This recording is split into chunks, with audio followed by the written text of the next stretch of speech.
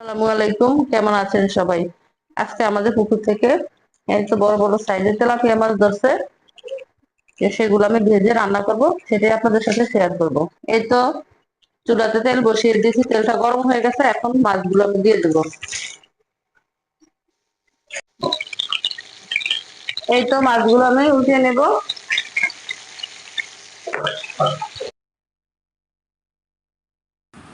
এই মাছগুলো লাল লাল করে ভাজা হয়ে গেছে, এখন আমি তুলে নেব। এই তো দেখেন কত সুন্দর করে ভেজে নিয়েছি। এখন চুলাতে আরও মাছ আছে, সেগুলো আমি ভেজে নেব। মাছগুলো আমি দিয়ে দিচ্ছি, অল্প আছে, মাছগুলো আস্তে আস্তে ভাজা হোক। মাছটা এখন আমি উঠিয়ে দেব।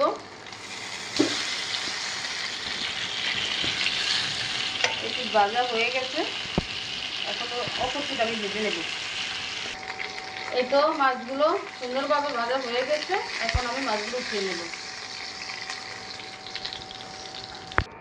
মাছ রান্নার জন্য কড়াইতে আমি তেল দিয়ে দিয়েছি। তেলটা গরম হলে দিয়ে দেব কাটা পেঁয়াজ।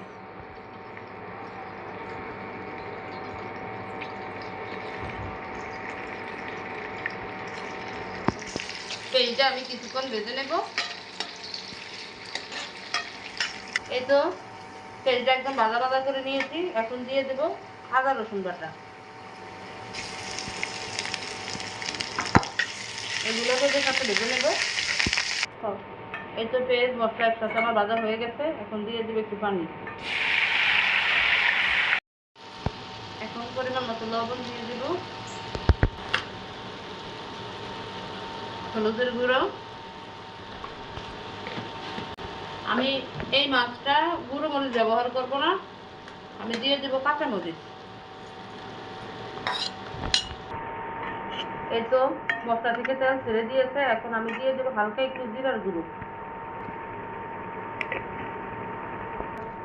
জিরার গুঁড়োটা ভালোভাবে মশলার সাথে মিশিয়ে নেব। এই তো জিরার সাথে মশলা একদম সুন্দরভাবে মিশিয়ে নিয়েছি। এই মশলাতে আমি মাছটা দিয়ে দেব।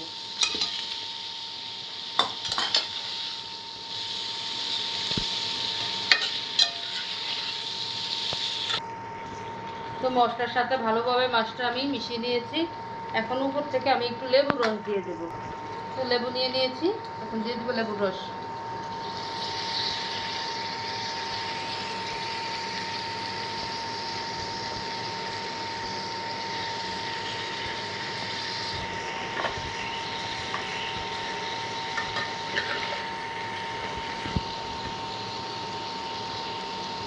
এভাবেই আমি হালকা আঁচে রান্না করে নেব।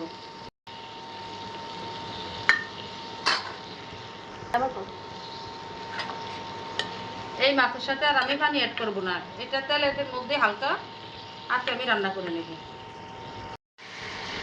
তো আমার রান্নাটা একদম হয়ে গেছে, দেখেন কেমন হয়েছে। আমার কাছে তো ভালোই লাগে, আপনাদের কাছে কেমন লাগে জানাবেন, শেয়ার করবেন। ভালো থাকবেন, দোয়া করবেন। আসসালামু আলাইকুম।